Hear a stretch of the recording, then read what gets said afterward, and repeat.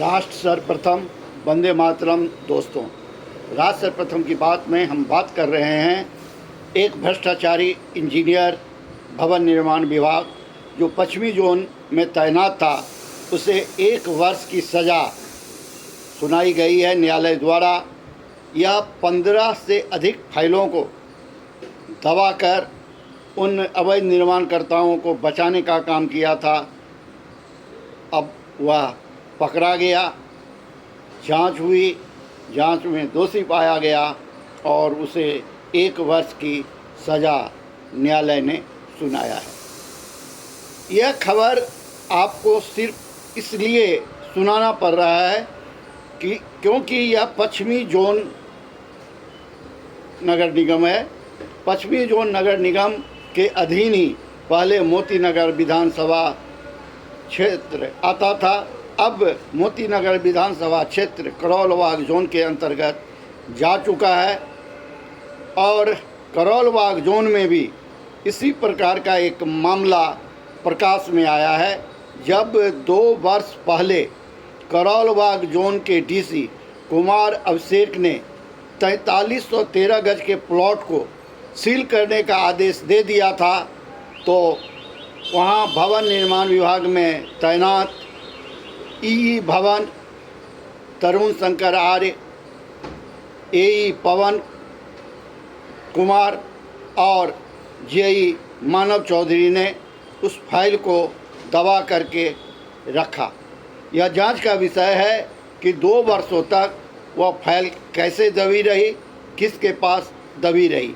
जब यह मामला ऊपर तक पहुंचा, प्रधानमंत्री कार्यालय एलजी और दिल्ली के मुख्यमंत्री कार्यालय के साथ साथ दिल्ली के नगर निगम के कमिश्नर के कार्यालय तक यह बात पहुंची, तब भी उस फाइल को इन भ्रष्ट अधिकारियों ने दबा करके रखा और लगातार गलत जानकारी प्रधानमंत्री कार्यालय को, एलजी कार्यालय को, मुख्यमंत्री कार्यालय को और कमिश्नर कार्यालय को देते रहे। लेकिन इस बार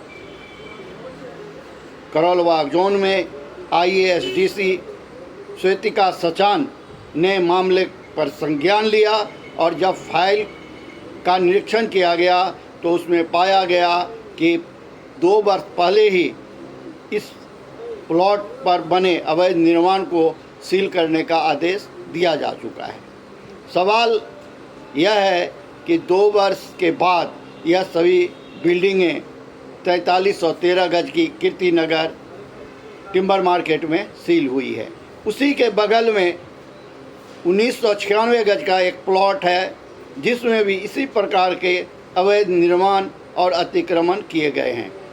उसके ऊपर कानूनी प्रावधानों के तहत, डीएमसी एक्ट के तहत पहले भी कार्रवाई हुई, लेकिन आज तक ई भवन, तरुण शंकर आर, ए पवन कुमार और जेई मानव चौधरी उसको बचाने का कार्य करते रहे। अब जेई का तबादला कर दिया गया है और राठौर को जेई बनाया गया है और राठौर ने ही 4313 गज के प्लॉट को सील किया। अब देखना है कि वह 1996 गज के इस प्लॉट को कब सील करते हैं। इसी प्रकार रमेश नगर क्षेत्र में कई ऐसे प्लॉट हैं जिन पर एक बार नहीं कई बार सीलिंग के आदेश हुए, सीलिंग खुले, एफआईआर तक दर्ज हुआ, न्यायालय में मामला गया, न्यायालय ने बिल्डर एवं उनके सहयोगियों को 5-5 हज़ार रुपये जुर्माना किए, लेकिन एई भवन पवन कुमार के पास बार बार यह शिकायतें पहुंच रही है, लेकिन वह उन बिल्डिंगों को बचा रहे हैं बिल्डरों से साठगांठ करके। इस प्रकार के एक नहीं कई मामले हैं करोलबाग जोन के भी, जिसमें बिल्डरों को, अवैध निर्माणकर्ताओं को जेई, एई, ई भवन लगातार बचाने का कार्य कर रहे हैं। डीसी के आदेश के बावजूद भी फाइल को दबा दिया जाता है, जिसका ज्वलंत प्रमाण है 4313 गज का वह प्लॉट WHS कीर्ति नगर का प्लॉट नंबर 2/97 से लेकर प्लॉट नंबर 102 तक। यह फाइल 2 वर्ष पहले ही सीलिंग के लिए दर्ज कर दी गई थी, लेकिन सीलिंग की फाइल 2 वर्षों तक इन भ्रष्ट अधिकारियों ने दबा करके रखा। अब जब पूर्व इंजीनियर को फाइल दबाने के आरोप में न्यायालय ने 1 वर्ष की सज़ा और जुर्माना सुनाया है, तो ऐसा प्रतीत हो रहा है कि अब दिल्ली में भी कानून का राज स्थापित होने वाला है, खासकर नगर निगम भवन निर्माण विभाग में, जहां भ्रष्टाचार चरम पर है। अभी हाल में ही दैनिक इंडिया दर्पण ने एक सर्वे करके कीर्ति नगर क्षेत्र के रिहायशी इलाकों में, सिर्फ रिहायशी इलाकों में 61 भवनों के निर्माण की तस्वीर के साथ, प्लॉट नंबर के साथ समाचार प्रकाशित किया था और डीसी से आग्रह किया कि आप इस मामले की जांच कराएं कि इनमें से कितने प्लॉट डीएमसी एक्ट के अनुसार निर्माण किए जा रहे हैं, कितने प्लॉटों में डीएमसी एक्ट का उल्लंघन किया गया है। और सबसे बड़ी चर्चा का विषय जो अभी चल रहा है वह है काले धन का, और ईडी को भी इस पर ध्यान देने की ज़रूरत है, क्योंकि बड़े पैमाने पर मोती नगर विधानसभा क्षेत्र के तीनों नगर निगमों में बड़े पैमाने पर अवैध निर्माण और अतिक्रमण किया जा रहा है। और चर्चा जोरों पर है कि इन अवैध निर्माणों के पीछे, इन प्लॉटों के निर्माण के पीछे कॉल सेंटर का काला धन लगाया जा रहा है। कॉल सेंटर के माध्यम से की जा रही कमाई, काली कमाई को इन प्लॉटों के निर्माण में लगाया जा रहा है। चर्चा तो यहाँ तक है, बिल्डर जो पुराने हैं वे बड़े दुखी होकर के बताते हैं कि जब से ये कॉल सेंटर वाले इस प्रॉपर्टी के क्षेत्र में आए हैं, उन्होंने प्रॉपर्टी का रेट बढ़ा दिया है। उनके पास तो काला धन है, वे अपने काला धन से प्रॉपर्टी का रेट बढ़ा देते हैं, जिससे मार्केट में सलम की स्थिति उत्पन्न हो गई है।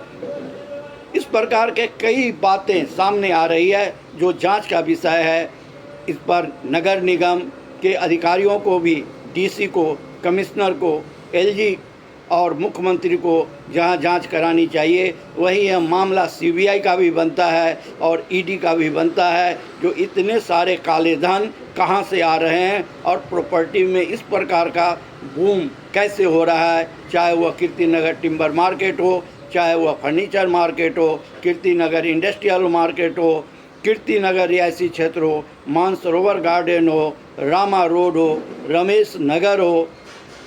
कीर्ति नगर के साथ साथ रामा रोड इंडस्ट्रियल इलाके में भी बड़े बड़े कमर्शियल प्लॉट, इंडस्ट्रियल प्लॉटों को काट करके कमर्शियल निर्माण किया जा रहा है और यह डंके की चोट पर किया जा रहा है और उस पर कार्रवाई करने की जगह लीपापोती की कार्रवाई की जा रही है। यह सभी मामले निष्पक्ष जांच की है और उम्मीद है कि करोलबाग जोन की नवनियुक्त आईएएस डीसी श्वेता सचान इन मामले पर गंभीरता से संज्ञान लेते हुए कार्रवाई करेंगी और कोई और इंजीनियर भ्रष्टाचार के आरोप में जेल न जाए, इसकी व्यवस्था पहले करेंगी। क्योंकि पश्चिमी जोन के 15 अवैध निर्माणों को दबाने के मामले में दोषी पाते हुए न्यायालय ने जैन को 1 वर्ष की सज़ा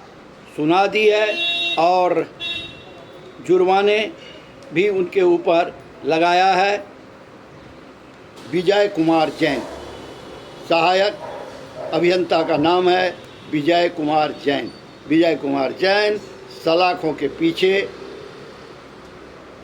जाएंगे और उनके ऊपर जुर्माना भी लगा है।